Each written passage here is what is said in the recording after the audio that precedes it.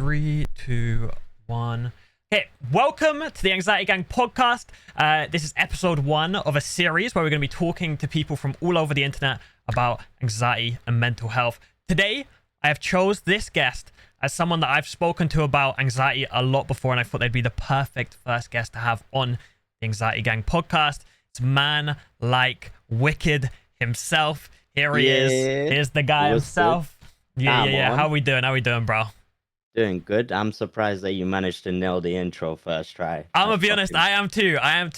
Because I did have it typed out. I was kind of ready with it, but it was kind of hard to look, because I wanted to look towards the camera but have the intro going at the same time. But yeah, welcome to the Anxiety Gang podcast. I'm hoping it's gonna be something pretty cool and get a bunch of people from like all over Twitch, over YouTube, whatever it may be, and just get people on, talk about anxiety. So I wanted to start somewhere almost from the beginning when it comes to anxiety. For a lot of us, is a lot of the time there tends to be a moment where anxiety kind of, you've realized it's happened. And so I guess the question is, like, when would you first realize you had anxiety? That's very nice question. I can't lie. So to sum it up at the top of my head, I can think of a time where I first had anxiety. The first time that I ever had anxiety, like an anxiety attack. Yeah. And at the time, I didn't know that it was anxiety, but now looking back on it, I know that it was. Yeah. And it was shortly after I had gone through a very traumatic time in my life. Right. Because I went through this period of my life where I got into a very sticky situation and I almost died. Wow. And after that situation, things were a little bit different. Everything was a little bit different. I took up 2 years of my life.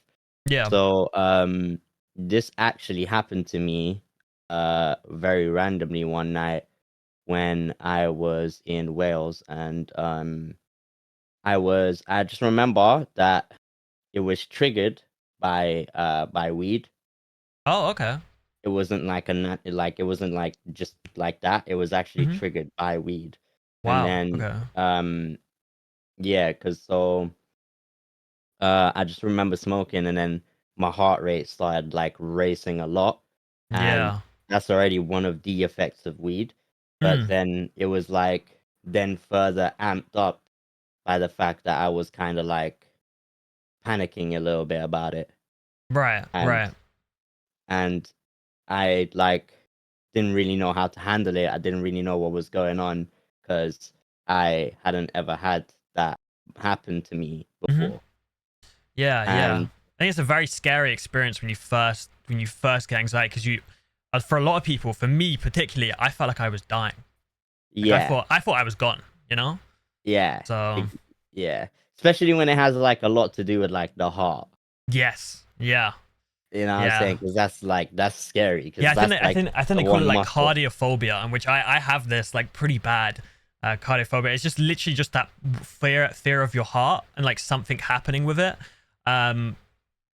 Yeah, it's something that can really, like, I didn't always have it with anxiety, I'm gonna be honest. Usually I used to just get that, like, fast heart rate, and I just was like, oh god, I'm panicking. Yeah. But I think over the last couple of years I started feeling like I got very worried about my heart itself, and I gone through loads of tests and everything like that. Yeah. Yeah. Yeah, and those tests usually turn out like, yeah, you're fine, Yeah, you're mate. chilling. Yeah, exactly. Yeah. Yeah. But Yeah. no, 100%. So that was the first time that it happened, but then after that, I remember that it would happen mainly when I smoked. But then I went through a period where I kind of just stopped, and then when I started again, it was fine, and I was just very confused. Yeah. But that from that first time to when I actually started having anxiety, like a lot more, and something that it became more a part of me and a Yeah. part of like my life very actively, was actually after all of the um just everything happened. Obviously this year has been a bit of a Yeah. madness for me. Yeah. um with everything that's gone on, all of the stress and everything. It's kind of like after everything happened, I realized I started stressing a lot, and Yep. obviously just everything's kind of up in the air, and it kind Hmm. of felt like I didn't really have a lot of control over what's going on with me. Yeah. So then it actually just started happening again while I was smoking, Right. and then I stopped, and then it continued going on after I stopped smoking. And Mm. that's when I realized, I'm like, well, this isn't something that's just triggered by weed. It's not. That's not what's Yeah. doing it. Yeah. Yeah. Yeah. It may be like making it not helping, Hmm. but it's not triggered by it. It's not Yeah. the So cause of it. I don't know a ton about like weed and stuff. I know I've had a lot of people tell me, it's been a, I'm no doctor, but it's, for them it's helped them with their anxiety and stuff like that. But sometimes I kind of think that I wonder if weed, because weed's meant to like kind of slow you down, kind of chill you out to some extent, from what I've heard. Mm, And there's a part of me that maybe feels like, because I've heard a lot of people get anxiety when they smoke weed, and I mm, almost wonder if it's like getting them to a point where they're so calm that they're like, oh shit, like everything's calm now. Like I'm not thinking about anything. I've got to think about something. This isn't normal, and you're like, you're not used to being okay, right? And I feel yeah. like sometimes it's just like, wow, I'm fine. Uh-oh, right? Because it's like you can't be Mm, fine with anxiety. Anxiety is always trying to mm. like, get back in there and just really Trying to try find and something. exactly. Because I've always found that, so I've gone through a lot of different anxiety over the years, OCDs and, you know, um, health anxiety being one of the main ones, and just generalized anxiety and all those sort of things. And I always find that when I kind of get control of one, another one pops up. It's almost like my brain needs something to just latch onto. Yeah, Yeah. 100%. But Um. I'll go on. Oh yeah. Sorry. Go on. I So yeah, didn't. what I was gonna say is, because obviously I asked you where anxiety kind of like, you felt like it kind of first popped up, and one thing that for me, when I first started getting anxiety, when I look back is when I realized I had anxiety, was I used to have when I was in school, I Mm, remember I used to have this like habit of just kind of like biting my nails, right? And a lot of okay. people get this with anxiety. It's kind of like a little sort of nervous thing. But Mm, I did it like, I would say relatively extensively, right? It was kind of like I would look back at it and I was like, yeah, no, people bite their nails, but like I was biting them a lot, right? mm, And I just look back at that and I'm like, I wonder if I was like, my brain was trying to cope with anxiety before I even realized I had it. Because school inevitably ended up being this like catalyst that catapulted my anxiety into this horrible like place. And I was like, school became almost like hell for me. It was horrible. It got to the point where I would get to school, I'd be panicking the whole way there, and I couldn't even walk in the building. Like it got to that point. Um, just because I associated anxiety so much with school. And I feel like that happens a lot with a lot of people, because I feel like especially in England, schools have such a low budget. Um, unless it's like obviously like a private school or something, but they have such low budgets that it's so hard for them to be able to have support and training for all these different anxieties and stuff. So I do kind of yeah. feel like bad, because I had a lot of really good teachers that tried to help. I just don't think they necessarily had the understanding and training Yeah. um, that I would have wanted them to have. I guess I kind of want to know, like, was school okay for you? Do you have any anxieties at school? Like, was there anything that kind of Um. you might have thought you had anxiety, or if not, you didn't? School could have been chill. No, I don't.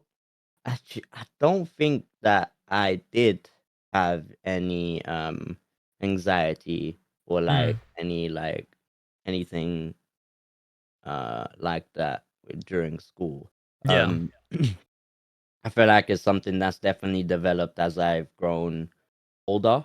yeah, But that might, but I feel like with me, it's not a matter of like it's always been there. I feel like it's kind of happened because mm, of Kind of like something certain. happened and then it kind of triggered it into.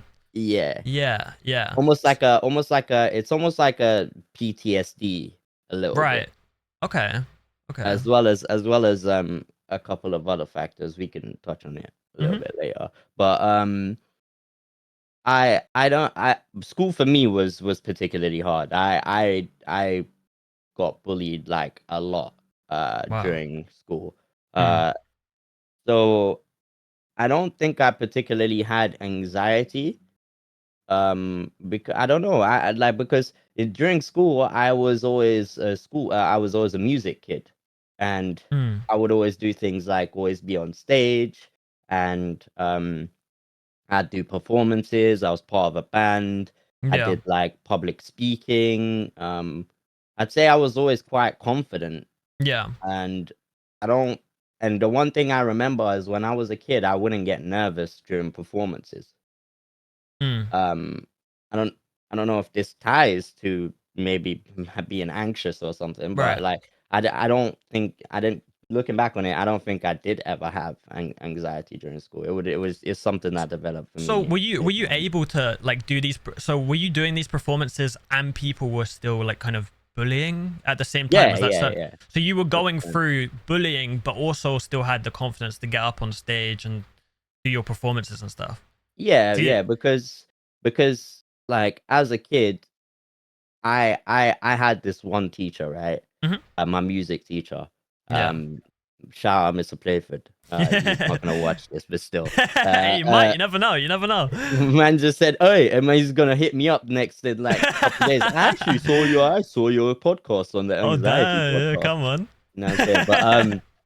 But yeah, had this teacher called Mr. Playford, and he was one of the first people who like treated me like I was an adult. He treated me like Yeah. I would. He didn't treat me like a student. He treated me like I was his friend, and Yeah.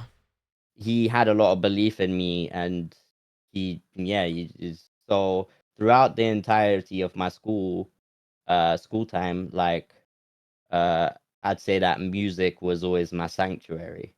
It was always like the place where I would go, and I knew that no one there would come to me or bully me or try it with me because Mm. um the main thing is that he was the only teacher who would have his room open during break time, lunchtime. Mhm. So people could come in and they could just go to the music room, and if they wanted to play an instrument, do whatever, just jam out, whatever it was, Yeah. vibe, he'd I always just love have that. his room open. That's so sick. I love that. Yeah, and I just remember that like 90% of my days in break time, I'd end up going there. And it's Mm. funny because it started as a thing in year seven. He came in the same year to the school. He came in the same year that we did, Mhm. and he left shortly after. Oh wow! So you had him the whole time you were at school. Yeah, Oh, okay. and I know for a fact that we were his like with no pun of the word intended, golden boys. Yeah. We were like his prodigy group basically. Yeah. Yeah. Because there was four of us, and you've met one of the other members of the Really? band, Hamsu. He was the bassist. Oh. Wow. Okay. I actually played a very small amount of bass when I was at school. Very Nah, small amount. I was meant to be a part of like some group for a little bit. It was like okay. one guy who could play the guitar like the best guitarist I've Yeah, ever heard. And then there was another guy that could play bass because we had two on bass. One guy on drums, absolutely insane on drums too. yeah. Um, and yeah, I was meant to do like a performance, but I remember I had at that point I think I was starting to have anxiety, so I was terrified. It Mm, never ended up happening, yeah. but yeah, that's cool. Hell I like yeah. that. Yeah. Yeah, you got bassist hands. Yeah, I got bassist hands. yeah, long fingers. Oh, long fingers. Okay. Well, there's only like four strings on a bass, right? I feel like you But need like small hands to play a full guitar. Like, no, you need like for example, I'd say I have like drummer hands, which is like my fingers are like thick, oh, okay. and like when you have long fingers, it's easy to like especially with a bass, you need to Oh, go I like on understand. frets, Yeah, and you you need need to to be able to do a get lot of that. You know what I'm saying? along the So whole a arm of it and reach. stuff. Yeah, Yeah, exactly. yeah, So yeah. yeah. Oh, that's Um. interesting. Okay. Yeah. But what was I saying? Oh yeah, so yeah, no, so throughout school, um, the more I developed, the more we developed like a friendship, me and my teacher. Mhm. Uh, the more I got confident, and the more he invested in me because I wasn't always like the greatest singer on earth, Right. uh, but I had confidence and stage presence, and Yeah. it would mean that like when I had that, it was like something that would make us stand out as a unit because Mm. the vocalist is usually at the Yeah. top. But Right. yeah, that's one of the things. Like yeah, the music room was always the sanctuary, and I wouldn't Well, get, that's cool. you know what I'm saying, I was Yeah. there to be who I wanted to be there, Mm. basically. That's cool. I like that. I like that a lot because when I was at school, obviously, like so, okay, secondary school was when my anxiety kind of like started spiraling. Mm, And there was actually a lot of teachers that I really liked. I think they liked me too. I was always I was a pretty chill, pretty tame kid. I didn't really try and mess about too much. If yeah, anything, I got told off for like kind of doing the stuff that I do now on stream, where I just like I'll crack a random joke in like the yeah, court, like someone will say something, I'll crack a joke just to like kind of I don't know, just lighten the mood if things are like a little too serious. I just like crack a joke, see if I yeah, can slip it in there with no one realizing, and that's yeah, what I would do, and I get told off sometimes, but I wouldn't do it enough. Like it was just I was pretty chill with everybody. I felt like I had good vibes with everyone, and yeah. but when I was at school, my kind of safe place was when at the very start of my anxiety, they had what was called, they called it the behavior office. That's what they called it, right? Okay. Sounds real fucking ominous. And it was, right? It was ominous as anything until you were in there and then you realized it wasn't ominous at all. So Oh, basically, what it was is there was this ex police officer that was in charge of all the kids that were misbehaving in school. And he has this okay, office about half the size of, I would say, a classroom. okay, And overlooked the car park, and there was a desk in there. Actually, there was a couple desks in there, and basically anyone who was naughty would go in there and they'd do their work. yeah, And I would go there because I needed somewhere where I could like relax and calm down.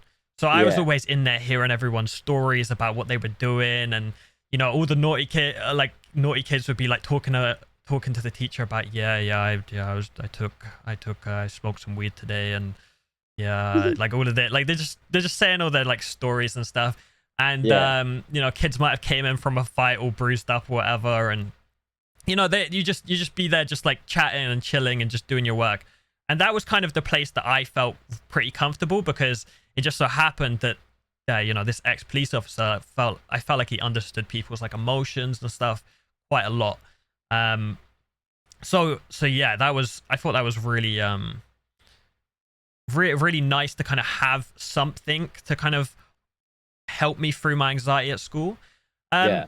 So kind of going back a little bit to when you were talking about, when you were in Wales was when you first started getting anxiety. One thing that I know about you is that relatively recently you've done quite a lot of like moving house. I feel like you've kind Yeah. of been up and about in a lot of places, and I wondered, like, does that affect your anxiety at all? Kind of getting up and going like a fair bit Ooh. and like moving around.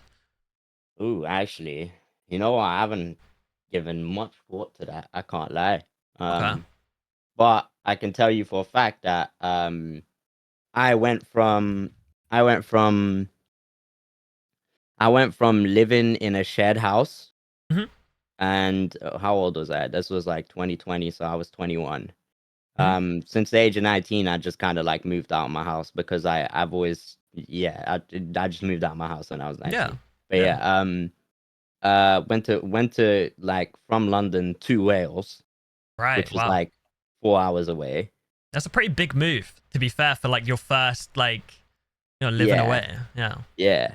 But I don't know, I've kind of just always been like that. I've kind of just always, like, for example, when I went to Amsterdam the last time, Hmm. I went to visit Cap in Sweden, and Yeah. I literally just went to Amsterdam by myself. I just said, "Yep, Wow.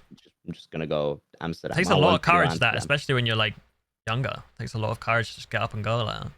I don't know.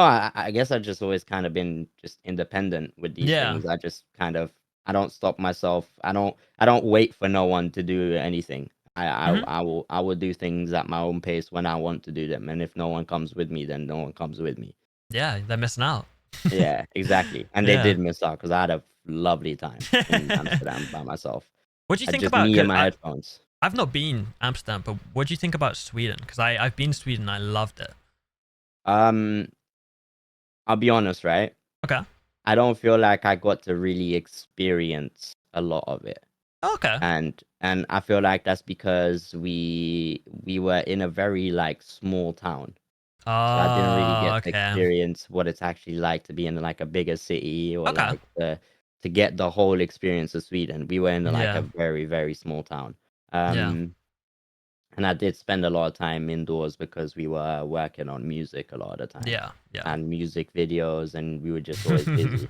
Yeah. Um but I can't lie. The people of Sweden are very friendly. Yeah. They are very friendly. Yeah. Um, it's cold as balls out there. It do That be is cold. It for do be sure. cold. Yeah. I remember like it started snowing and yeah, no, that yeah, it was not nice. It was crazy. Yeah. But yeah, no, it was really nice. It was extremely nice. It was like a very different change of pace Hmm. to what I'm used to, especially like growing up in London. Yeah. Yeah, it was nice though. It was nice. Good. But going back to what I was saying, Hmm. so I moved to a shared house and I was there for a while, but then obviously the Twitch stuff started popping off. Yeah. And I would find myself making a lot of noise all the time, and my housemates were always so chill about it. I don't even Yeah. understand. I never once received any complaints. Like, No. and That's I would crazy. make hella noise. Like, like between me and you, I would always be like, there'd always be a strong Oh, odor in the older. air Hmm. within Yep. around my room. Right. Yep. Not once has anyone like complained or said anything about it because I'd keep to myself and I was always nice to everyone. They were always nice to me. They kind of Yeah. knew what I was doing and they were like, yeah, like that's sick. You're killing it. Oh, hell yeah. Um, yeah, just hella supportive. But then I moved to my own flat, Yep. and moving to my own flat was perhaps one of the scariest moments of my life. Yeah. Yeah. I can Um, imagine. You're all by yourself. if bro, and do you know what it is? What's that? I legit think that was when I first realized that I was being anxious about something because it was so Oh. obvious. And it Yeah. was the first few days after I moved into my flat, I started saying to myself, if something happens to me, Hmm. there's no one here to help. Mm. I'm by myself. Right. Yeah. Yeah. I And can just imagine that being scary. that thought was so fucking Hmm. scary. Yeah, I feel like Um, that's like that one thought holds so much anxiety for a lot of people with anxiety because when I'm out and about, this happens all the time to me. I'm just like, if I'm out and about by myself, I have no one with me. Like, what if something mm, happens to me? And it's like this what if constantly. I can imagine yeah, that being quite a scary thing. yeah. But it's weird. It's weird because as I said, I've always been so independent. I went to fucking Amsterdam by myself. Yeah, But like it was the first time that I had truly ever been alone yeah, with no one else in my near vicinity. I know no one else in my building. I know no one else around me. hmm, Anyone who I would know is like half an hour away. yeah, And yeah, that was the first time I was like, shit, like wow. mm, But um over time I got used to it, but yeah. I definitely think that that became a underlying factor throughout the entire time that I lived by myself. Oh, okay, okay. Not as strong because I got used to it, but it was still a thing, especially when I started getting like stress and anxiety attacks. Mm, mm. So for you, like obviously everyone with anxiety experiences it a little bit differently. For you, would you be able to like describe what an anxiety attack for you feels like? Yeah, yeah, yeah. I feel Okay. like I I kind of understand what happens Mhm. now, Yeah. and I kind of know when it's happening now because I understand. Yeah. So the Mhm. first thing that happens is I definitely notice that, like, I start noticing my heart rate a Yep. lot. Mhm. Like Yep. that, like I Big one. start being very self-conscious about like how my heart is, like, oh, my heart's beating fast or my heart's Yep. beating hard. And um yeah, so that's the first thing. I constantly find myself starting to like wonder, oh yeah, why is my heart racing, all of this. Yeah. And the other thing is I can't really sit still. Yes. I start Your like pace. pacing, Mhm. or I'm trying to do something, or I'm trying to like make sure that I'm trying to do whatever I can to get this to Yeah. Under distract control. myself Mhm. from what's happening and gain control back. Yeah. Yeah. Um, the third thing that starts to happen is my breathing. I Mm. start becoming extremely aware of my breathing. And Yep. because it's like, when you notice your breathing, you notice you breathe from your nose, you Yep. kind of go into manual mode. And it's Yes. kind of Yep. like you now control the breathing because you're not just me saying this is my like now I'm like, oh shit, like I'm Yeah. breathing through my nose, you know what I'm Yeah. saying? Yeah. But Yeah. like it's a thing less like I get very conscious about my breathing. I'm like, I can't really breathe properly. It feels like I can't Mhm. breathe. See, what? Um, Sorry, if I don't mean to yeah, interrupt, but like go on. a lot of the time when I hear this, it's like it's so like because I have all of those same symptoms, right? So it's Mm, almost like for me, it's kind of like it kind of in a kind of weird way. It's kind of nice to hear you say that because yeah. I get the same thing, and I was terrified when I first started getting that.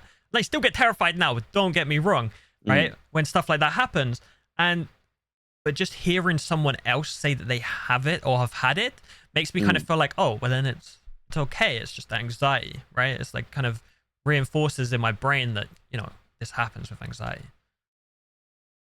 Yeah, no, Yeah. 100%. I agree because and you know what? Like I feel like one of the biggest reassurances for me, and one of the things, well, couple things actually, that Hmm. like actually helped me so much with dealing with it was Yeah. when I went to a doctor one time. Okay. Um, so I was going through this phase where I was having panic attacks and I was having anxiety attacks, and I didn't know what they were. I didn't know how to Mm. handle them. I hadn't had this throughout my entire life, so I Yeah. did not know what was going on. And I thought, I Hmm. was like, well, like I ain't had this ever before. This doesn't feel right. Yep. Something's not right. And Yeah. that's what the anxiety is. It's the feeling that it's like something isn't right. I'm not Yeah. okay. Yeah. You know what Yeah. I'm saying? And you convince yourself that it's like, this is like endgame, you know? Exactly. It's like, Yeah. oh shit, like this is like I can die. Yeah. Yeah. And that is when it starts reaching that level. That's when it Hmm. starts reaching the attack levels. Yeah. So, um, so in order to like, so I went to a doctor, Hmm. and I went to a doctor one time because I was having really bad stress and panic attacks. Yeah. And once again, I just didn't know how to handle them. And at this point, I had already gone to the hospital like maybe one or two times from it because of just me not feeling safe. And for some reason, going to the hospital, I'm like, well, if anything happens, I'm right there Yeah. You're in the best and place for I'm it. in the Yeah. best place for it. Hmm. And yeah, and every time I'd gone to the hospital, they just been like, "Oh yeah, taking the EKG, yeah, Yep. go to check your heart out." And then they'd Yep. be like, "Are you doing this? Do you have this?" I'll be like, Yeah. "No," and they'd be like, "Yeah, you're fine. Go home." Yeah. Yeah. And that's it, right? It happens so often. Yeah. Exactly. But this one time that I'm in specific, I went to a doctor, like a hospital, when it was like not busy. It was like really quiet. It was like I got answered, like someone came to see me in like 5 seconds, just like that. Wow. Wow. Okay. Um, and this was during the time that I was in London, and I went to the doctor, and the doctor, like, it got to the stage where I went past the preliminary stage of the nurse taking the EKG and stuff, right? Right. And I actually saw the doctor, And Yeah. the Yeah. doctor came to me and he started checking me out. He's like, you know what I'm saying? Just checking my heart rate, checking blah blah blah. He's like, yeah, Yeah. you're dehydrated. And I'm like, yeah, because one of my things is Hmm. when I get anxious, I feel like I can't swallow. Yeah. Yep. And I feel Yep. like I'm choking. Hmm. Like Yep. my throat is like closing in. And because of that, I can't really drink water. Yeah. And that is so scary to me because that is the like drinking water for me has always been like one of the things that whenever anything goes like anything doesn't matter, I can drink water. It's Yep. okay. Yeah. And that's just I don't know. That's just one of my Hmm. things, Yeah. mechanisms. I don't know. Yeah. But yeah, Yeah. but yeah. So he's like, yeah, you're dehydrated, and I'm like, yeah, I know. And then he sits me down and he goes, what do you think is the reason for you feeling all of this? Mm. And why do you feel like this? And I told him, I'm like, well, I have a suspicion that it may be triggered by anxiety. And Yeah. he looks at me and he goes like, do you know what anxiety is? And I was like, at this point, I kind of understood what anxiety was, right? Yeah. Like in terms of like not a scientifical term or Yeah. whatever, but like I just understood what it Yeah. was, right? Yeah. And I said, yeah, and he goes, well, do you know the scientific understanding of anxiety? And I was like, I guess not. And then he goes on to explain to me, and don't quote me on this because I can't re- re- verbate word for word what he Yeah. said. But he basically said that anxiety in a medical sense of the term is actually your brain responding to an amount of like what's it called hormones that are released, Adrenaline. adrenaline. And when you go through a lot of things and you like say if you have a lot of coffee or you're going through stress or you're like physically going through like a physically demanding process or mentally challenging thing, your brain releases a bunch of chemicals in order to deal with this situation. And it's Yeah. literally the same chemicals that are related to fight or flight. Yep. Yep. And anxiety is triggered by your brain's response to that entire thing and all of Yeah. those chemicals. Yeah. And once he said that, I was like, I up to that point have thought to myself like, there's not really any cure for this. But then when Mm. he said that, I was like, well, if he knows, if there is actually a medical term for it, there's Yeah. actually a medical explanation for what it is, then like then it's calm. Then it's like Yeah. it's not. I'm not gonna die. Yeah. Yeah. It's just a reaction of chemicals. That's it. It's my Yeah. brain going into overdrive. And Yeah. since that day that I've spoken to that doctor, I say that I've been able to like control my anxiety like Yeah. Just deal with it a bit better. a lot better. Just Yeah. so much better. Yeah, so I have a bit of a theory on sort of those sort of things because I thought about this a lot because I've had that a similar explanation to what you've had there, where as humans we're chemically built up for survival, right? We're Yeah. we're relatively at the top of the food chain for a reason, and it's because we have these chemical uh, sort of stimuluses in our brain and our body that are able to make us react to certain situations. So Mm, I had it explained to me like, you know, if a lion was to come up to you, you'd get filled mm, with adrenaline, so you could dip out real quick, right? yeah. And so, you know, it increases your heart rate, gets the blood flowing quicker, so your muscles can react better, right? So that's your heart rate increases, your blood flow goes to your extremities, so you can get away from that situation. That's the fight and flight. Um, and my theory, I got this kind of little bit of a theory on that because in modern sort of culture, like they always talk about how anxiety is becoming a more and more prominent thing. And obviously we have a lot more access to like information and all of this sort of stuff. We're able to know a lot more than we could before. But my theory is that we don't have these threats that need this chemical response, but we Yeah. have these chemicals at the ready. So if our brain perceives any little thing as a threat, boom, it's straight into overdrive because it doesn't ever use those. They're on these reserve, like they're in this reserve of your body, and it's like, whoa, okay, well, we got to find something. Like, and I feel like that could be, and I'm obviously I'm no medical professional, but I feel like that could be a reason to why, you know, we experience anxiety more in the modern day, is because we don't have we're becoming so much more comfortable in living that we don't have these stresses, but our body is built for these stresses. So it's just like this response, and that's why we feel it so strong. And, you know, because if you think your body trying to run from this lion, this hypothetical lion, right? Like your body's telling you that, this is happening, right? It's a life-threatening situation. Yeah, because when, like, think about it, right? You said this a second ago. When you get anxious, right, your heart rate increases, right? That's the blood pumping. You start pacing. You have this energy that you just have to get out. You know, your breathing gets weird because it's so, like, your blood's pumping and you need to start running, so your breathing would change anyway, right? Yeah. Like, when you're running, a lot of the time you don't focus on your breathing, anything like that. And I think about this all the time, and I'm just like, it makes sense, like, why we feel this way. And these chemicals make your body do all this, right? Your body is an incredible thing, and it can make you feel so many different ways, like so many different ways. Like, you said that you spoke to this doctor and it really helped you.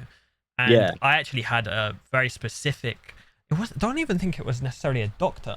I won't say his name, but basically it was a paramedic that worked at my local sort of GP practice.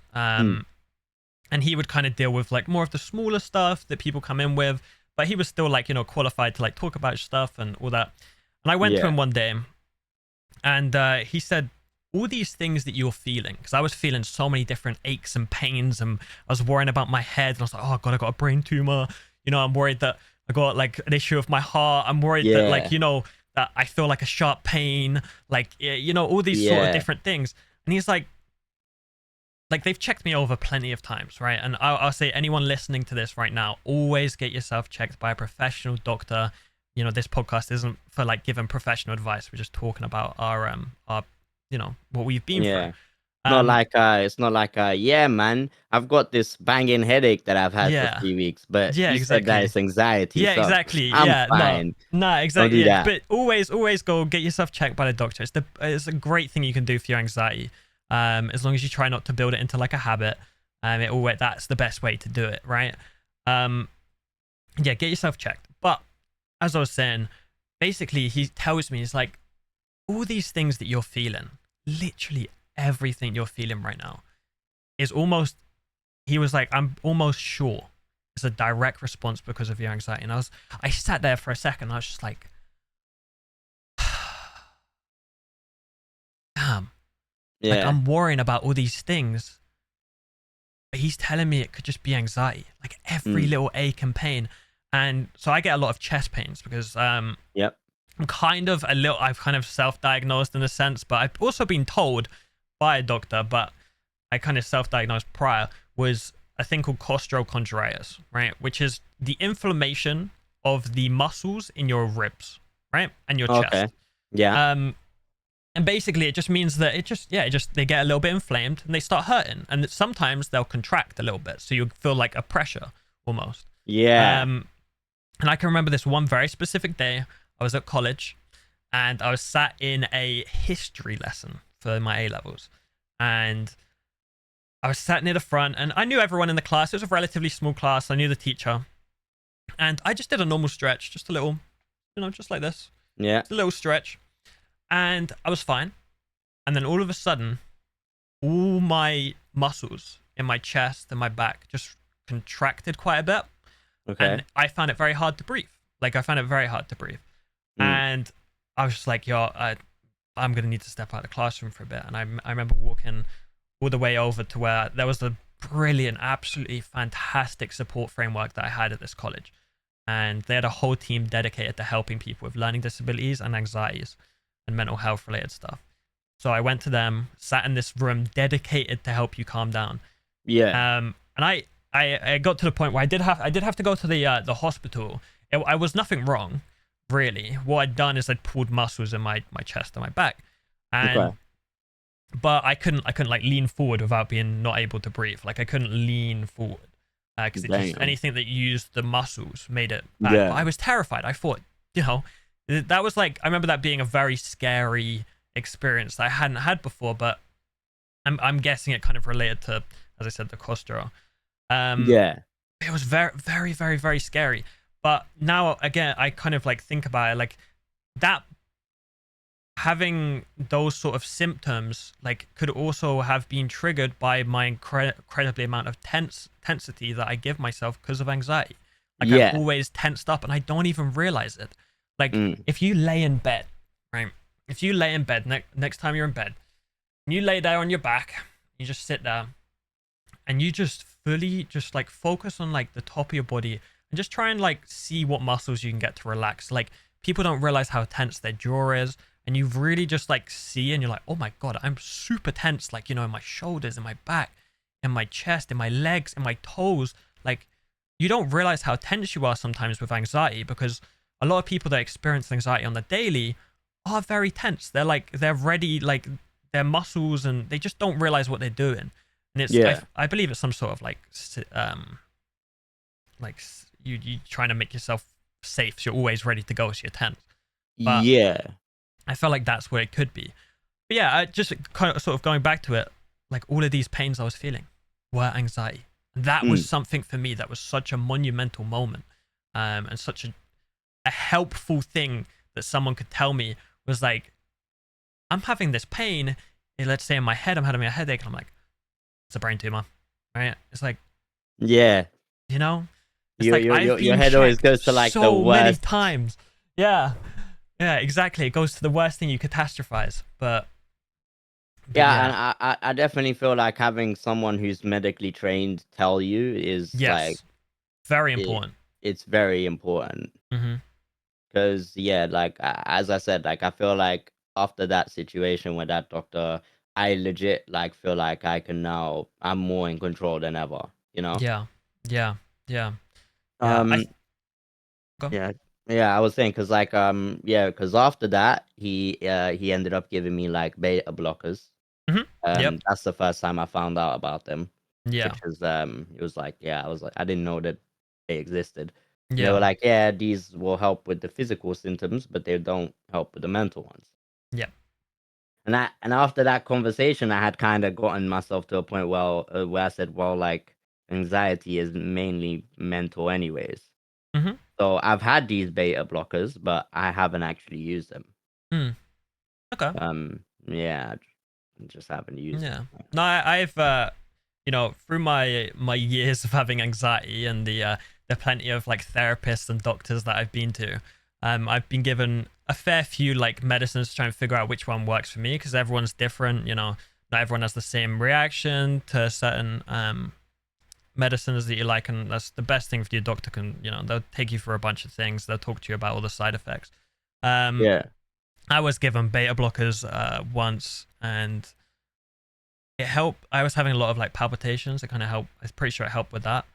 Mm. Because you focus so much on your heart, and I'm not sure if that's what the reason is for beta blockers, but I don't know. That's what I convinced myself was. So I guess there's maybe a little bit of placebo on my end, which is okay. Placebo is sometimes a great thing. Um, Yeah, you can use it to your advantage. yeah, exactly. But yeah, I just want to re-clarify, if anyone listening, always talk to your doctor about all these sort of things. It's the best thing you can do, and it really helps tremendously. I think a lot of people are scared of going and talking to their doctor, but Yeah. you will be surprised that, I mean, you can phone up your doctors, and if you maybe you don't feel comfortable with the one you got, you can always switch to another one, and you know they're always there to help, and that's what they want to do. They just want to help people. So Yeah. I would always recommend going and talking with your doctor. You know, you shouldn't take any advice from us. You know, we're just talking about our experiences. But Exactly. yeah, that's the best thing you can do.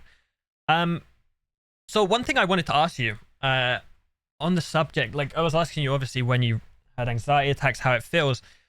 How do you kind of, when you're going through something, whether it's the start of your anxiety, your mid-anxiety attack, whatever.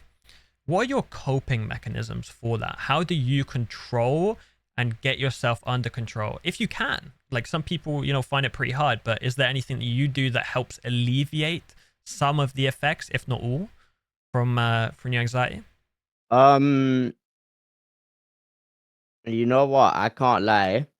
Mm-hmm. At the start, I felt like I was pretty powerless to it, Yep. and I was like, and I like, because it would happen very randomly, and Yep. it does happen very randomly. Mm-hmm. Like I used to get one of the main reasons why I actually stopped streaming was actually due to the fact that um for a long time after my situation I couldn't really stream because I'd get severe anxiety and panic attacks. Yeah, I had that for a little while. Yeah. Yeah, I don't Yeah. know what it was. Like, it wasn't like anything that was going on, but I think, as I said, it's because of how much, because like I put a lot of pressure on myself. Like Yeah. in my eyes, I'm the person who is responsible for, like, I've always said this, like I'm responsible for being the person that is going to retire my mom, and Yeah. I need to retire my grandmother, and I Yeah. need to make sure that I can provide for the entire family because I'm someone who is chasing my dreams. So therefore, Yeah. if I've got the pressure that, like, they all depend on me to make it so that I can depend on them. And Right. that puts a tremendous I amount can of imagine. Yeah. weight on your shoulders. Yeah. And of It's a massive goal to try and achieve. Yeah, so with when that is the thing, especially with the fact that, as you said before, like we've said this to each other a couple of times, that we are our worst critics. Yeah. When you have a goal of that size and you're trying to achieve it and something happens that will set you back, it can fuck you up so badly. Yeah. Yeah. And it was like, so a lot of the time I couldn't stream because Mm-hmm. I would either I'd either real like start overthinking about how much my like how much stuff has changed for me, and how, like, I used to be doing this but now I'm not doing this, and it would just trigger like panic attacks and Yeah. anxiety so severe that it was like, yeah, I can't even function right now. Mm-hmm. um so yeah, the way that I've learned to deal with it now, after like dealing with it for a little while and kind of getting the help that I've needed, and also like speaking to other people who go through anxiety, Mm-hmm. um, which is why I think that it's it's very important to be open about it to the Very, people who are very close to important. you. You know Mm-hmm. what I'm saying? Very, very important. Um, Yeah, man, because like once we've started talking about it a lot, Mm-hmm. like that's one of the things that I've always rated highly, is the fact that you've always been like so open about it, because like not a lot of people bring attention to mental health nowadays, Yeah. Yeah. especially amongst males. They're like, 100%. Yeah. we're just told, you know what I'm saying, just like It's just seen deal like a with it. weakness for guys Exactly. almost. Exactly. Yeah. So, I mean, you always been open about it. Has always been something that I've always kind of like admired, because like it takes a lot of strength. Even doing this podcast right now I takes a know. lot of strength. You know Yeah. what I'm saying? I was stressed before the start of this podcast. Like this is the first Yeah, episode I've ever yeah, done. I was like a little bit stressed. But I was like, you know what? I'm only talking about stuff I want to talk about, and I'm with someone that I know understands too, and it's just like, yeah, it's gonna be chill. yeah. That's why I Yeah. was like, yeah, when you told me to come on a podcast, I was like, yeah, bro, like I'm more than happy to do that. Yeah. Yeah. Because I feel like, as well, I thought to myself, well, if he's going to have a guest on, like, and that's what he wants to do, I was thinking to myself, well, I feel like he'd probably want someone who he's spoken to Yeah. before, Uh huh. so there's already something there, and it would make you more comfortable, because Exactly. I think it's really important to have a podcast like this, Yeah. especially amongst young people, Oh, because so important. Yeah, because a lot of the younger generation, there's just TikTok, there's all of this, there's Oh, all of that. yeah. It's moving so fast, everything Mm-hmm. moves so fast, and times are so different to how they used to be that it's kind of like with everything else that's going on around the world, people don't have time to think about their mental health.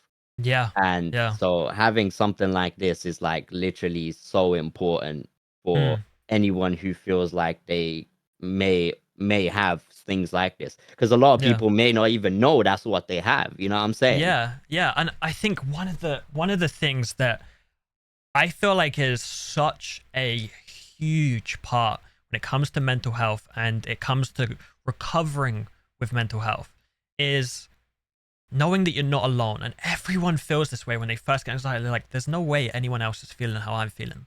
I Exactly. must be the only guy on this planet or girl on this planet, um, or they or them, Hmm. like who feels this way, right? Mm. It's like, you feel so alone, but then all of a sudden, you can do one Google search and all of a sudden millions of articles, millions of just Yeah. people dealing with anxiety. And I'll tell you, I used to go on like little Reddits and read Hmm. there, read what people were dealing with, and just so I could know that um what I was feeling, other people were feeling. And there's this Yeah. constant need to know. And I feel like a lot of time you're like, there's no way someone's feeling what I'm feeling. I'm gonna Google it. And then you can't find the exact thing. You can find something close a lot of the time. But you can find the exact thing a lot of the time. But sometimes you won't find the exact thing, but you find something close. And you're like, oh, wait, I found something new. No one's ever experienced this. No, people have experienced this. I can Mm. promise you, people have. And yeah, it's just, I think it's so important to understand that you're not alone. I think that's one Yeah. of the main things with this podcast that I wanted to do is kind of bring that attention to people, because they might listen, they'll be like, okay, I'll give this a listen. Then they'll hear something, they're like, yeah, I've dealt with that. Oh, and Mm. I've dealt with that too. I've dealt with that. And they can Maybe like I make maybe I the do need to go connection. talk to my doctor, maybe Hmm. maybe I do need to like take a few a few steps to help improve my mental health. And as you said with the whole TikTok thing, I think people's attention spans are definitely being like shrunken to very Yeah. short form sort of stuff. And obviously podcasts tend to be a little bit longer, but one thing I love about podcasts, and this is something I've really appreciated recently, is I'll be doing my day-to-day stuff and listening Yeah. to a podcast in the background, and I feel like it's nice, like just to have a little something in the back, just to kind of ground yourself in a sense. I don't really Yeah. know the best way to say it, but it's nice. And It kind of just feels like there's someone like it doesn't really allow your mind to race because it's mhm, kind of soothing. yeah, You can exactly, kind of just listen to what's going on, and yeah, listening to someone else talking about whatever it may be. It's yeah, something that you're just like, you can just fall back on that and just kind of exactly. listen to that, you know? Yeah, and I think especially when you relate to what you're hearing, I think that's like such a wonderful thing, is just, again, just knowing that you're not alone. And that is so so so important, because I remember feeling so isolated almost from the world. I was like, wow, I am the only person that's feeling this way. Yeah. Um but no, you could not be any further from the truth. And Yeah. so many people experience it, and I can't remember the exact statistics on this, and I'm sure I can figure it out. But the majority of people at some point in their life will experience a level of anxiety that they might need just some help with. And Yeah. you mentioned the thing about guys a lot of the time won't talk about their anxiety because it's kind of seen as this, like, if you admit to your weaknesses, Mm. your masculinity is somehow tarnished. And it's just like, Yeah. no, like the strongest people that I know, like mentally, are the people that are able to talk about it, and they're able to, as well as, no, not everyone needs to cry, right? Not everyone has that like need when it comes to like feeling bad. But if you are able to, just releasing, like crying sometimes, it has been the best thing you can do sometimes with anxiety. Like Yeah. it's this almost like your body releasing the emotion through tears. And Yeah. that's kind of how I see it. I see it as like a strength, not a weakness. Like, Mm. crying is there for a reason. You got to think about this. We talk about how anxiety is this emotional response your body's response to fear, right? And you get this fight or flight, your body adrenaline, all of that, as we were talking about earlier. Crying has the same effect. There's a reason that your body has evolved to cry, right? There is a reason. And obviously there's a lot of reasons for it. But one of them is to help equalize that plane of emotion, right? Because you ever think post cry, like I can't remember, I don't know if you can remember the last time you've cried, Wiked, right? But that feeling after you've cried is almost euphoric. It's like incredible. It's like you've kind of released everything. At least that's how I feel. It's like a reset. Yeah. You might still be anxious after it, but you're like, oh well, okay, right, I'm a little looser now. Like I don't have that weight. Well, you might still have the weight, but you've definitely lessened it. And yeah. And one thing for me personally, as we were talking about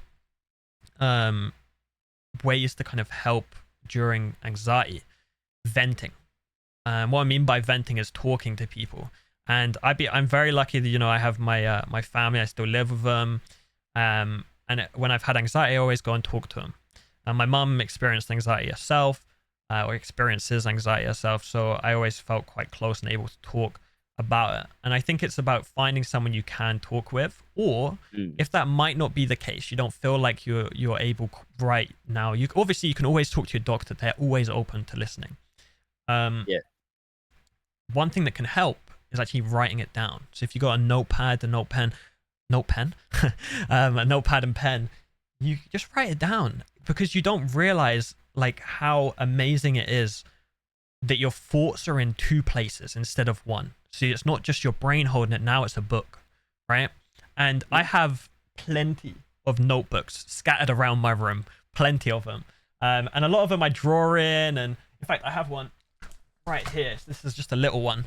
Obviously if you're listening you won't be able to see this, but I have a little book here where I would just write stuff, I draw stuff, and sometimes I have what I call a vent page, right? And what a vent page is where I just start doodling and writing notes all on the same page, and until I've filled the whole thing with all my worries and drawings. And the page looks kind of crazy, but it's like this incredible vent of like noise that your brain has generated.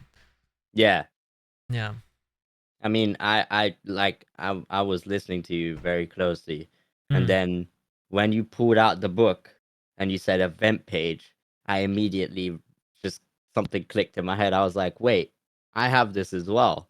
Yeah, there you go. It's in my notepad. It's my lyrics. Yeah. There you go. Yeah, exactly. You know what I'm saying? It's like, it's my music.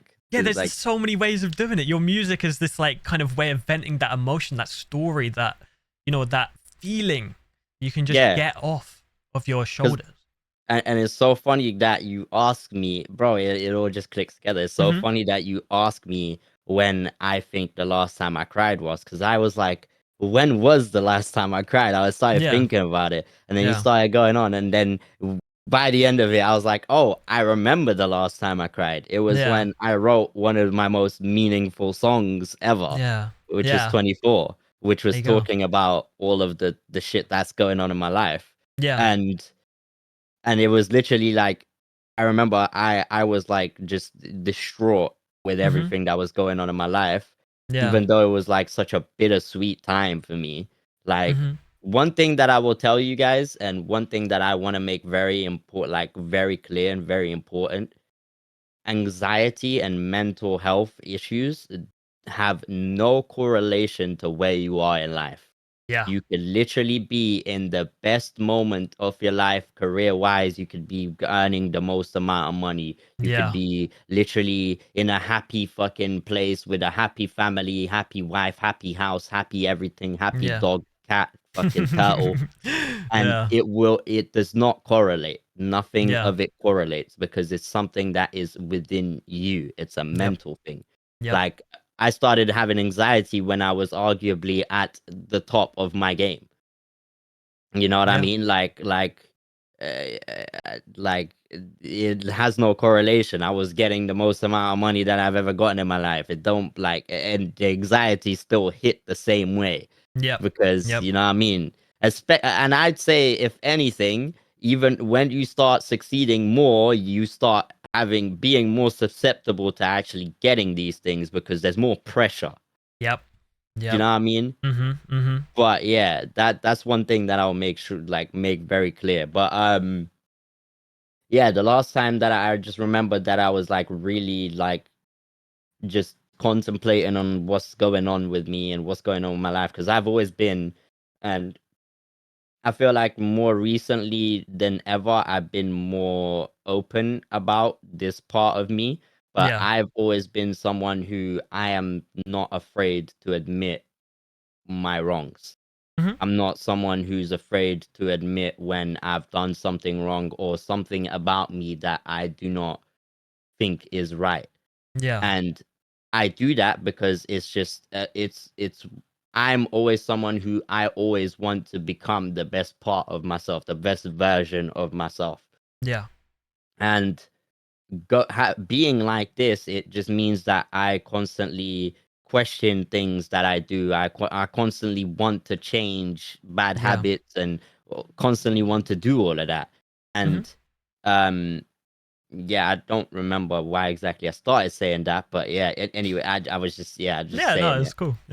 But yeah, but like that, so with me being like that, I end up having a lot of these moments where I'm very reflective, like Yeah. very, and it, like most of those times, that is when I will end myself, like end not end myself, end up like in a state where like I feel like I'm doomed or Mm-hmm. like gloomy. Yeah. And a lot of the times that is when, like, yeah, that was the last time that I cried. Is that's when that happened, when I started thinking to myself, all of this shit is happening. Yeah. And obviously at the time my mom had recently told me that she had cancer. So Wow. that was like fucked. It was like shit, like Yeah. I was doing well. Everything's going well. I'm reaching a stage. I'm trying to break through, do the best with my career, and then Yeah. that shit just came through, and just like pummeled me. And Yeah. then yeah, and so I ended up making the tune after that. So yeah, Yeah. I can 100% agree that it kind of gives you a reset, because it Yeah. can also be used as a way for you to understand what it is that's making you feel like you are down. Yeah. You know Yeah. what I mean? Yeah. Yeah. No, for real. For real. It's a great like crying is such a great thing. And Yeah, I feel like people, it's unfortunately with, how society is at the moment, is like it's seen as such a weakness. But yeah, I'm gonna be honest, if I've ever seen someone cry, I'm looking at them like that's strong, because the thing yeah. is they're crying when everyone thinks that's weak, Mm, right? Everyone thinks that weak, but they're still crying, right? Like to me it's just so much of a strength. And I yeah, it's a very important thing. And yeah. obviously venting is very important too. Yeah. um But as well as that, I go on. would say, Mhm. um, I honestly I can tell that there's a lot of people that don't just I know a lot of people who just don't cry. Mhm. They just don't. Like they don't. But if you are one of those people, um, there's always something that can give you the same Yeah. Oh, and like that's that for me. tranquility. For So me, it was the gym. yeah, I can actually speak to this incredibly, because that just what you said just kind of like sparked something for me when you said that, not everyone can cry. And I remember this very, very vividly. Is there was a time where I was going through a lot of anxiety, and I think it might have been due to the medication I was on at the time for the anxiety. Yeah. But I felt like I couldn't cry no matter what. It didn't matter how bad the situation was, or anything like that. I couldn't cry. It just didn't happen. I felt like I wanted to burst into tears. I couldn't do it. And the only thing that made me cry would be like really happy things. So like when I'd see Mm, something online, a dog, being rescued or something like that would make me cry, mm, or like tear up. But I remember I told my parents, I was like, I feel like I just want to cry and I just can't do it, and it's horrible. mm, And you can get to that can happen with anxiety. You feel like you can't cry. You can find that, and I think maybe that's why I started writing in a book. I'm not really too sure, but mm. I've just finding that another way to vent. There's so many ways, and there isn't just that one route. Just cry. You write stuff in books. You can sing if you want. You can dance. Like you can draw. You can paint. You can go running. You can go gym. There's so many things that you can do and you can use to your advantage to help you get through this like feeling of just overwhelmingness, because that's such a common thing with anxiety. You feel so overwhelmed. How do you deal with feeling overwhelmed? And that's such an amazing thing. And I personally recommend the venting. That's one of my best ways. I just mentioned a bunch of ways you can vent, drawing and talking to people, and for Wiked it seems to be writing songs, which is really like awesome. So yeah, there's plenty of ways to do that. But kind of wheeling it back a little bit to the question I asked was sort of how you deal with anxiety on like when it appears. So I'm gonna kind of give you like an example, see if I can maybe spark a little bit of how you might, because you have mentioned a few things. But for me, I have this really strange method of dealing with anxiety when it gets to sort of a much higher level of anxiety. And I tell this to people and like, wait, that's actually kind of like good. And for me, so I always sleep with a fan on. Doesn't matter how cold it is. Doesn't matter how, like, obviously if it's hot, you want to have a fan on, but always have a fan. It's kind of like this white noise in the background. But one thing I've realized is that with anxiety, 99% of the time you end up shaking, right? And you get worried because you're shaking. Like, oh God, why am I shaking? Why am I shaking? My heart's increasing. You get so focused on your body. So what I do is, I'll lay in bed and, I might take my shirt off or whatever just to like get the most amount of cold air. And I'll sit in front of my fan. I crank that up, right? Until I'm shivering from the cold. Now, what does this do? Because I'm shivering from the cold, I know I'm cold, that's why I'm shivering. So now I'm not shaking from anxiety, I'm shaking because I'm cold, and now I know that's why I'm shaking, right? So now it's taken away the fear of why am I shaking, because I know I'm shaking because it's fucking cold, right? And no lie, when you get cold, so I don't know if people know this, but if you're cold, it's actually easier to go to sleep. And it slows your heart rate down. Slows your heart rate down, it does all of that. And for me, I found sitting in front of a fan, getting freezing cold, for me helps a ton, because it almost resets that. And when I'm like, oh God, now I'm too cold, I'll stand up. I'll stand up and I'll just be like, time to get warmer. Yeah, now it's time to get warmer. And at that point, you're like, I'm fine. You'll be surprised. And I recommend, if anyone wants to try that when they're having bad anxiety, get cold. Get cold. You'll be surprised how hard it is to deal with anxiety if you're freezing cold. You'll be very surprised. Like, a lot of people do like ice baths. Yeah. A lot of people speak about how much of more of a like it is a mental thing than a physical thing. Yeah. That sounds like it's a similar thing. Like it's like just overcome that mental barrier of like, yeah, I'm gonna get cold. And because when you fall, people say it gives them tranquility when they go into the ice bath. I'm not saying, by the way, go take an ice bath. I'm saying, yeah, I'm just relating it. Yeah, like a lot of people have told me when they go into an ice bath, like their brain stops. Their brain goes, all right, I'm cold. Like I'm focusing on my breathing. I'm focusing on my body. I'm focusing on the fact that I'm gonna get through this, and it I don't know how to explain it. Well, but... yeah. So no, I think I fully understand. That's a really good way of putting it, and I didn't think about this. It's like when people get into ice baths, their body goes into survival mode because they're cold, right? Yeah. Because we all know you can't be too cold. You get frostbite, all of this, right? Yeah. But obviously you got to be a pretty extensive level of cold. But we all know like our body's gonna react a certain way. It's like jumping in a cold pool. We all know how it's gonna feel. We're scared to do it. You jump in, there's that shock originally, and then it calms down. Yeah. Right? And think about it like that with anxiety. Jumping into a cold pool is like anxiety. You jump in, initial shock, and then you calm down. Right? And it's kind of like that with, the cold. And I guess that's how I've kind of done it. It's a very weird thing that I kind of figured out helped. But I love sharing that with people because it's such an easy thing to do. All you need is a fan, right? Or just being freezing cold outside. Or just go step outside with your shirt, your t-shirt, blood. Yeah. But no, That's it's a actually crazy. yeah, Yeah, you. it's a That's really good way to really. It helped me a ton, a ton. I do that to this day. It's the best way to yeah. calm down for me. That's pretty cool. I can't lie. Yeah, That is it's actually cool. pretty It's cool. cold actually. Yeah.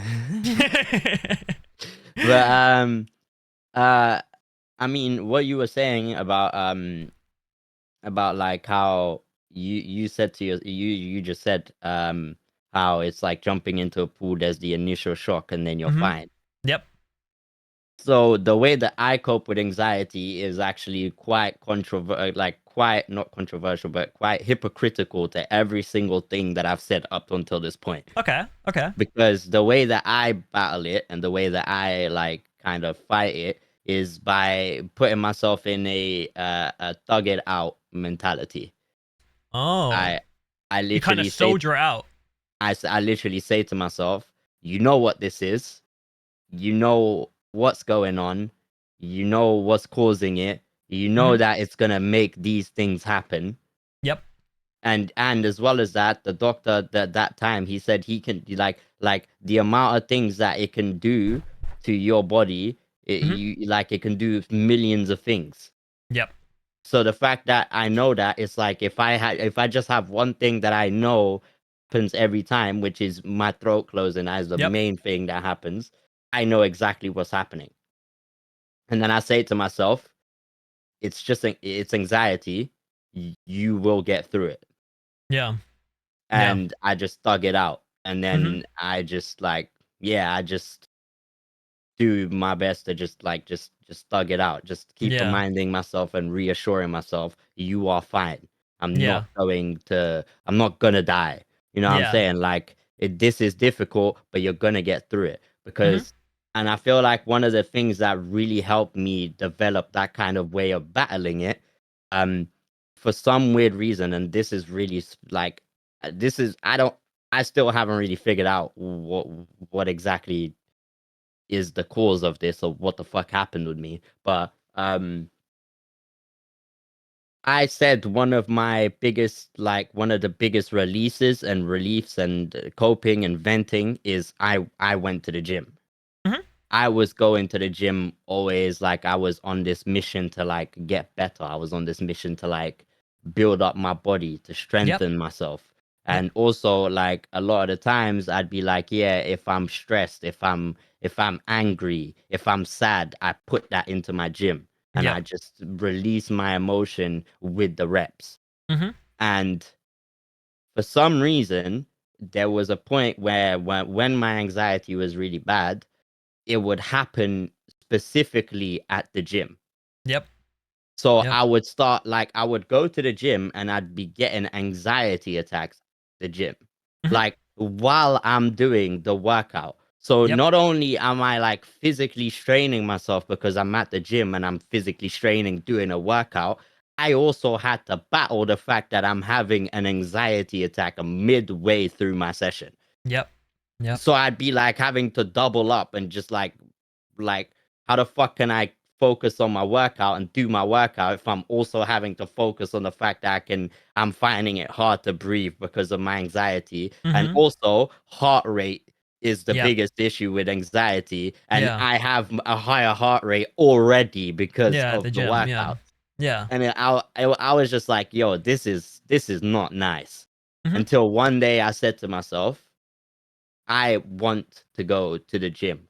I Mm-hmm. am not going to let anxiety stop me. Yep. So buckle up, rude boy. And I went Yeah. and it happened and I just buckled, I just fucking dashed through it. And I Yeah. came out of that session and I was stressed and I had like multiple panic attacks and my like anxiety attacks. And I Mm-hmm. felt like actual shit, couldn't breathe. I was like, oh, bro, this is horrible. Yep. But I Yep. said to myself, but I did it though. Yeah. And I'm here. And that bit as you come out of it at the end, right? So a lot of time it hits you when you get back home. It's Mm, like I was terrified and I was convinced I was gonna leave. But the fact that you stay through and then when you get mm. home, you're like, what was I worried about? You Yeah, know? Like nothing yeah, happened. I'm fine. Right? And yeah. you mentioned the gym and I've actually heard this a lot. People get gym anxiety. right? Because Really? gym turns into this like coping mechanism, and then they'll start getting anxiety at the gym because that's where they associate it with how they deal with their issues, right? Because it's No. by association, from my understanding, is that you are creating a place to deal with those issues, right? In your Yeah. brain, you're like, okay, this is the place. It's like how you associate your bedroom as where you sleep, right? Mm. That's why they always say, you shouldn't have your work set up Works it up, in yeah. the same place as your bed is, but Mm. I do that anyway. But it's just Don't like really have a choice, do you? yeah, not really. But yeah, no, a lot of people have that, and it's not a bad thing as well. It's not a bad thing because the gym is actually a really, really good place.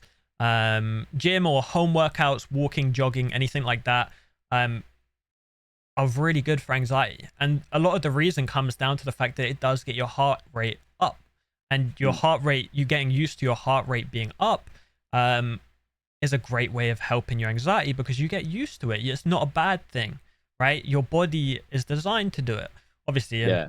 you know, um, it's. I've been told plenty of times if I go gym, it will help so much, and it doesn't just help with that dealing with your heart rate, but also it helps with, from my understanding, I believe you actually increase a certain amount of chemical in your body that helps you feel happier because gym gives you like this Yeah, chemical yeah. buildup or something. I can't remember exactly how Testosterone that and is. endorphins. Yeah, you kind of build up that amount, and you're able to be more confident with doing stuff. And I think being able to push yourself through when like you'll be on the walk to the gym and you'll be like, oh god, I feel myself getting anxious. Exactly. I'm gonna be anxious at the gym. You tell yourself it, right? And then it's gonna happen. It will happen because you told yourself it most of the time. But the thing is, if you can get through that and then you can get back home, I promise you're gonna feel so good, like so good that you will feel on top of the world. You have achieved this task. It's difficult, and being able to push yourself through your anxiety is one of the best ways to sort of help yourself get better, but also to allow yourself to know that you can get through it. And that the anxiety doesn't control you. Yeah, exactly. You control the anxiety.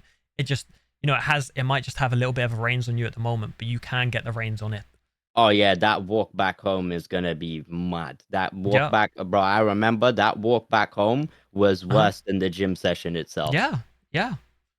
But once you get home, it's great. Yeah. Like, Once I've gotten home, I've had a shower. I've kind of like I've it's left me, and I've now like cool, boom.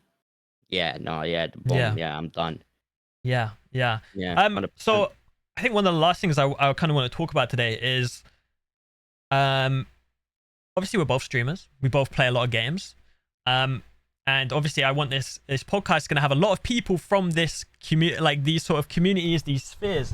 And I want to know, like, how has anxiety affected, whether it be streaming or how you play games, or do you use games as like a way of distracting yourself from anxiety?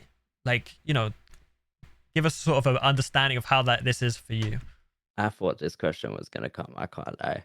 Yeah. And like, yeah, because I've been trying to prepare myself and like figure out how I want to answer this question. Okay. Because I've got a bit of a 50-50 answer about it. Okay. Well, if you like, I can answer it myself to maybe give you a go better. ahead. Go ahead. Okay. So for me, I think we'll start off with gaming. I think so. Gaming has always been, for me with anxiety, I've always focused more on the distraction side of things. So watching videos, listening to music, playing games, they've always been the sort of always the sort of thing that distracts me from my anxiety. So I've always played games. I've always, played immense amount of time, stayed up so late just playing games. And I almost play games until I'm about to go to sleep, and then I sleep, right? Because I'm so tired of playing games. Exactly. Now, when it comes to streaming was actually such a huge thing for me. Like it affected me on a whole nother level, but in a positive way, I would say. So I definitely had a lot of anxiety when it came to streaming. When I first streamed, I didn't stream with my camera on. I was too scared about how people would think about me. I didn't know if I was I guess it was kind of weird. I was worried that I wasn't, like, I didn't look good. I was worried that I had, you know, ginger hair, so like there's obviously that connotation. A lot of times you feel like people are going to take the mick, but I've always kind of, I'll be honest, I've always kind of been pretty decent about like not worrying about people caring about being ginger. But Of a image whole and nother stuff, you know. yeah, it's a whole nother conversation, that one. But yeah, no, streaming was such an interesting one because I started with no cam, and then one day I was just like, I was terrified. I was terrified to have my camera on, but I was like, you know what? I'm sending it. I'm doing it. Right? I want to do it for me, not for anyone else, for me, because I know it's going to be hard, and it was. Right? I turned my camera on, and I turn it on for a little bit, and then I turn it off, and I kind of go like that. And eventually, I was just constantly having it on. Yeah. And the first part of me streaming, like I streamed on and off way before I was even part of like NoPixel or anything like that. For anyone who's listening and doesn't know what NoPixel is, it's just basically like it's like a role play thing for GTA where you can pretend to be a criminal or a cop, that sort of thing. And yeah, so I would stream on and off of different games, like little battle royale games and stuff. And I slowly built this kind of confidence within myself of how I looked and that sort of thing. And then obviously I had that day when all of it kind of came to a sort of another level, was that first time I kind of met Josh in character. Because obviously I had a lot of people come to my stream and be like, yo, what's up? A lot of people following, all this sort of stuff. And for those people that were there, they will remember that I actually had a panic attack during this moment, which was it was kind of very weird for me because I'd not had a panic attack on stream before. But it was actually kind of strange. I said, look, I'm gonna need a sec to go, just breathe. I remember pacing around the house and I was still absolutely terrified. I was standing at my desk. I wasn't even sat down. I had my camera off, but I was talking to chat and I was like, look, I suffer with anxiety. I get really anxious sometimes. And this isn't like an anxiety in a bad way. This is like kind of anxiety in a good way because my body thinks I'm stressed and I am stressed, but I'm happy that everything's happening right now. So it's kind of this weird thing. It's like I'm excited and that's causing me anxiety. And yeah, I remember that being a thing. And I remember, I think one of my mods got a DM and it was like, yeah, Josh wants to raid you. Will you be okay with that? And I remember at the time, I actually said no. I said no.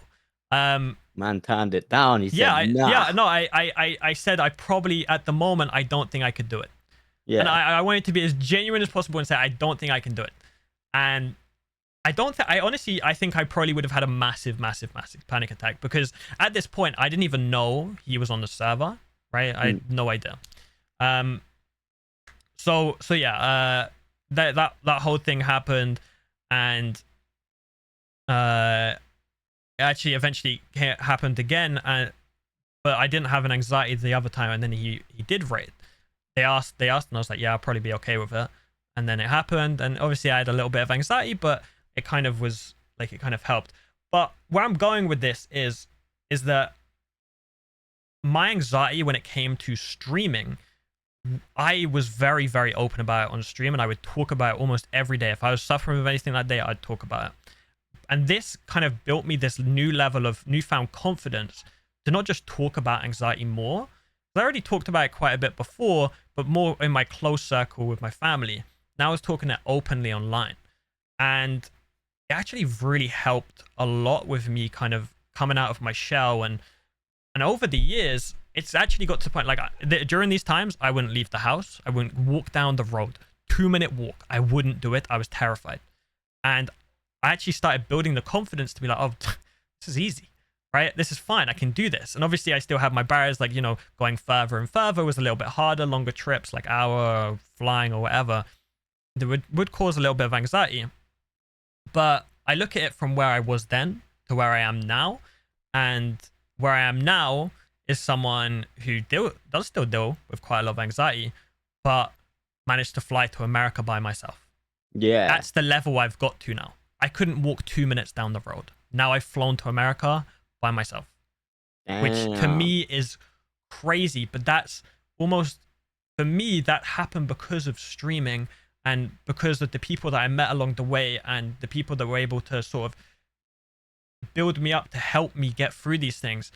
But also what I did for myself and what I did to challenge myself, because they always say take small steps.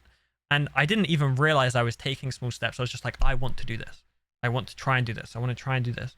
And that was those small steps building up to what we have now. And yeah, that's basically streaming and gaming for me. Oh That's how yeah, it's helped me in such an incredible way, and it's been amazing. that's sick. Yeah, And yeah, as someone who's been like, obviously we've known each other for a while. I've yeah, definitely seen the progression yeah, um yeah, from the start. And I yeah, think I've already told you this multiple times that yeah, like it's just yeah, no, I feel like you've definitely been coming out of your shell a lot more because of yeah. like everything that has been going on. And Hmm. obviously you've just been more brave with just doing that shit, which is good, man. It's Yeah, proper nice to see. yeah. 'Cause yeah, man. Yeah, proud of you, brother. Proud I of you. appreciate that, bro. I appreciate Come that. on, come on. Yeah. But yeah, with me, it's a bit of a 50-50 because it's like this, right? I don't particularly think streaming has so quote unquote like helped me in terms of like anxiety and Hmm. stuff. Because it was one of the main things that sorry, That's so good.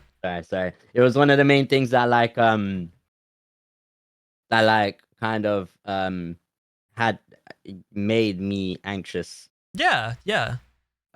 And it was due to the fact that when I started streaming, it was just something that I saw as a like I liked doing it. I enjoyed doing Hmm. it. It was a hobby. Yeah, Um Obviously I have a lot of passion for role play yeah. because I just love playing a character. I Hmm. feel like I do it very well. I feel like I'm able to just live live live someone else's life because it kind of gives me a bit of like peace. It gives me a bit of like I don't have to worry about myself. I'm worrying Yeah, about who I'm playing and the yeah. character that I'm playing. Kind of an escape Um, almost. yeah, a little bit. Yeah. And yeah, so I started it off as a hobby, and I feel like one of the things that made it something that was creating anxiety and creating mental anguish for me is when it became a career. Yeah. Because once it becomes a career and something that you're making money off, it's no longer something that's just like, yeah, you do it for fun.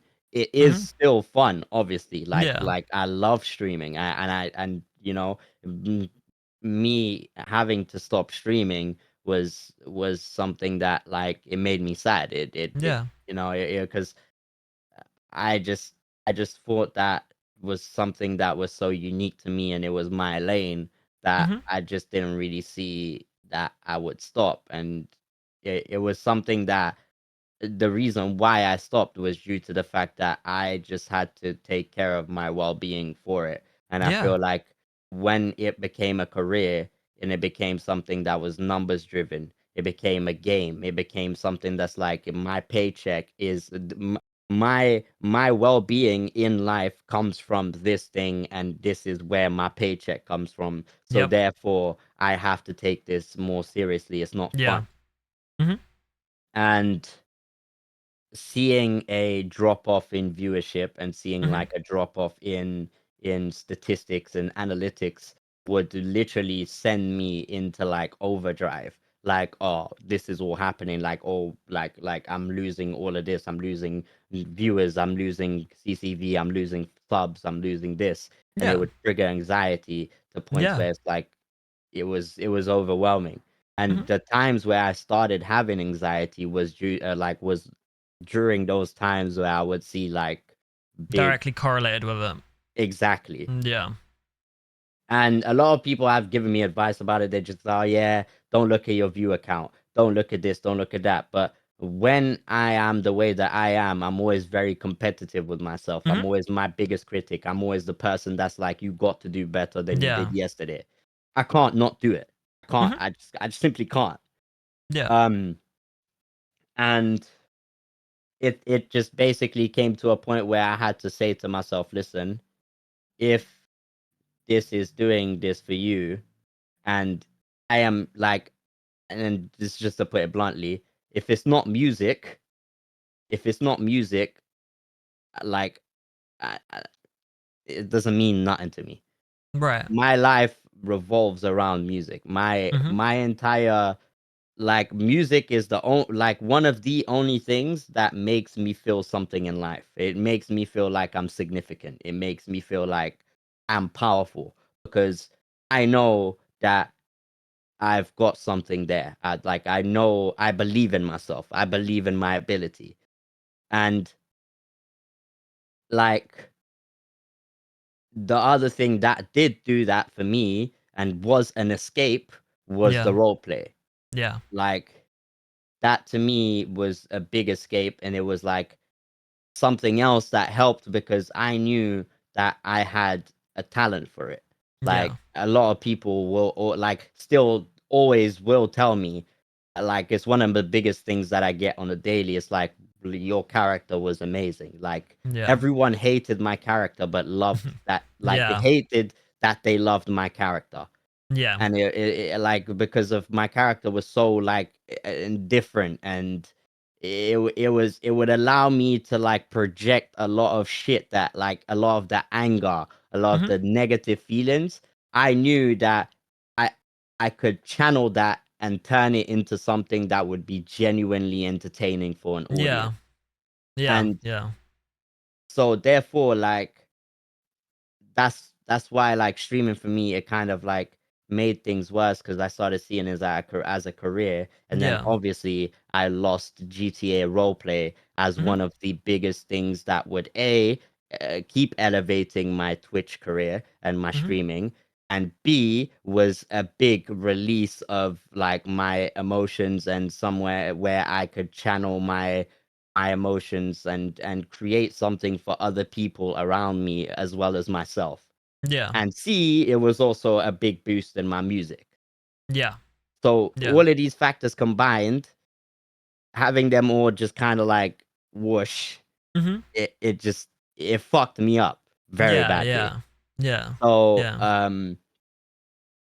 yeah, that's like I eventually just had to say to myself, well, I enjoy playing video games, but Mm-hmm. when I play video games on stream, it's not I'm not enjoying the video game because it's like intertwining with the fact that streaming is a career for me. Yeah, yeah, yeah. I know. I feel that quite a bit actually because so one thing I was very much aware of with the sort of the majority of the audience that surrounds a lot of us, especially within like the mandem, is is a very specific audience in a sense. Hmm.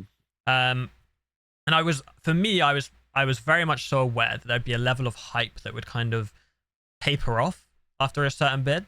Um, and I remember because like I definitely saw it sort of taper a little bit, but then I did something that I wanted to do for myself, which was GTA is great, but I wanted to play other games, right? And I kind of went out of my way and just kind of took quite a big hit. I knew I would do it.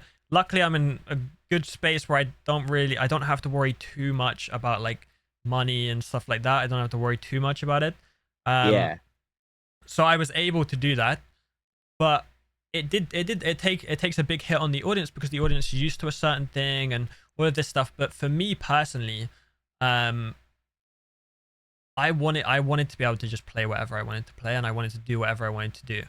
And that's something that I've really tried to hammer into my stream is like, you might join my stream one day and I'll be on GTA. You might join my stream another day, I might be sat there talking about anxiety. You might see me yeah, stream another day and I might be playing League, or I might be playing Valor, or I might be doing whatever. And it's for me it's kind of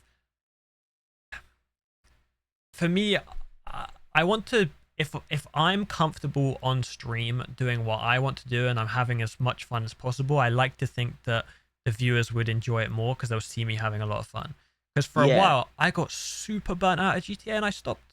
I just yeah, stopped. I was like, no, I'm not. I'm not doing it. I'm not because sure everyone might want me to, but at that time it just didn't make me happy, and I yeah, wanted to be happy, and that was incredibly important. And I think when I look at like you and your like the situation you've been in, you and music is always such an incredible pair. Is such an incredible pair. And even when you had that time obviously with the GTA stuff, I could see that you put a lot into your music, and you were doing live shows, and I've seen a lot of the clips recently of like the shows that you've been a part of, and it looks incredible, and it looks so much fun, and it looks like you're having a fucking blast.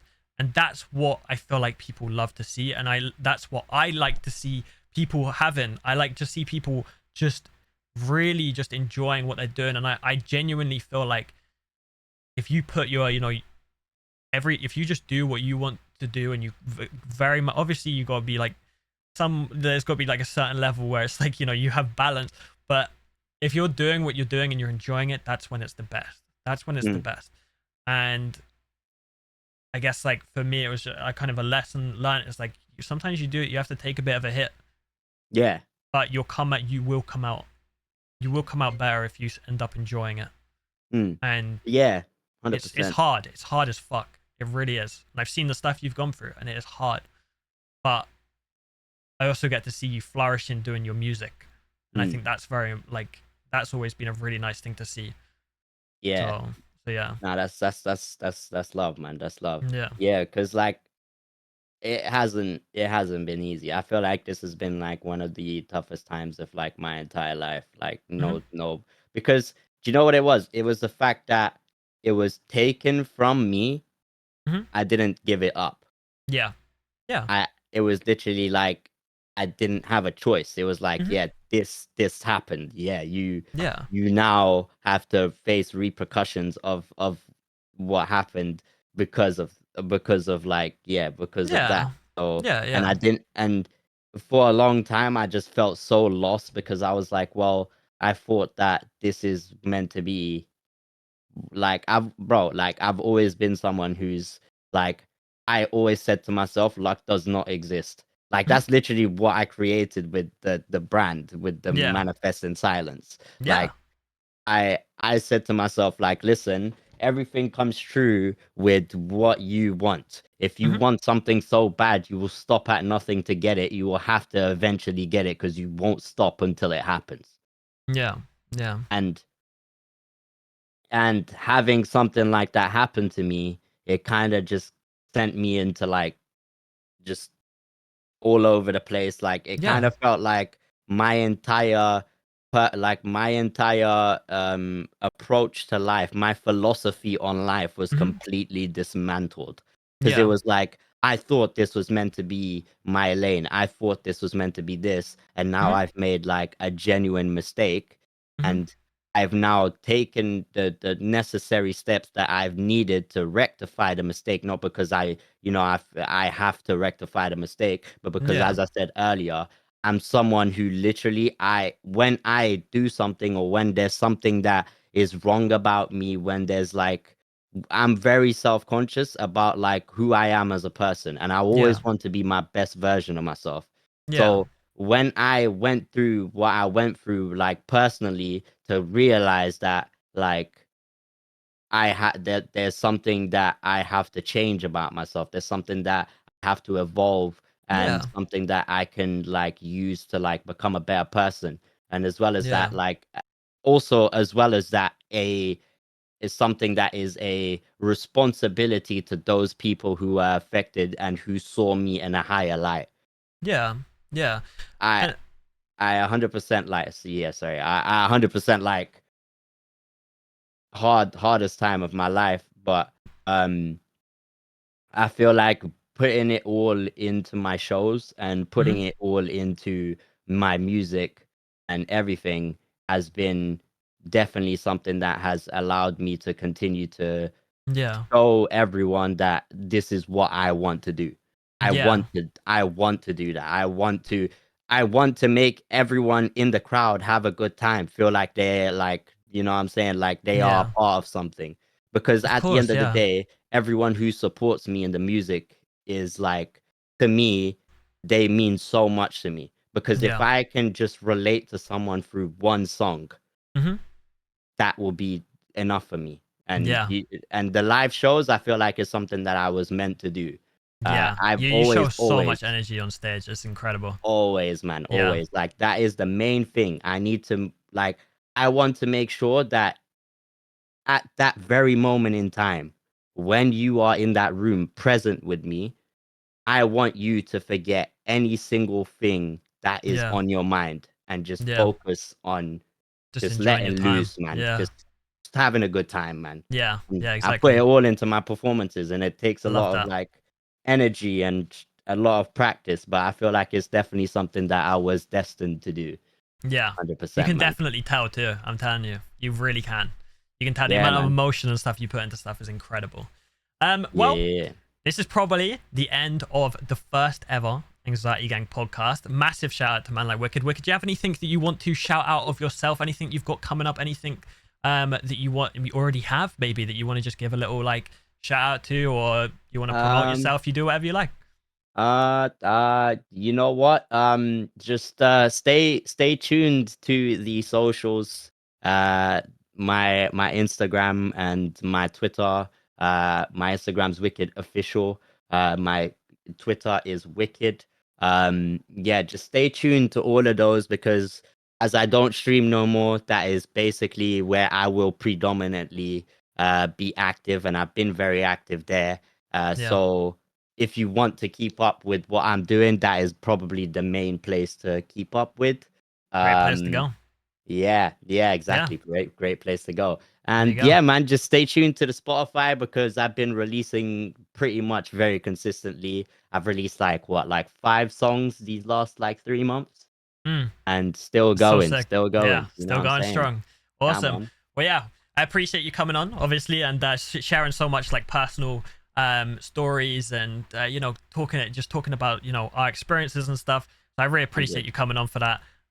Course, man. And Anytime, man. yeah, I'm here to support, man. This yeah, podcast is really good. I really, I when you told me it, I was like, yeah, 100%. I'm down to help, man. So yeah, I appreciate important, it. man. So big up Yeah, yourself for yeah, doing no, this and making of a course. difference, man. I appreciate that. I appreciate that a hell of a lot. And if you're listening to this on YouTube or on Spotify, make sure on YouTube, obviously, hit that subscribe button, like it. It helps. It helps get a little bit more traction to it. It lets people see and hear about anxiety. Gets the message out there. So if that's something you want to help me do, please go forward and do that. Obviously, if you're on Spotify, I think you can like it. I'm not really too sure what you can do on Spotify. Just follow, like, all of that sort of stuff. And appreciate everyone for listening. And hope you enjoyed the podcast. Big love. Love. Peace.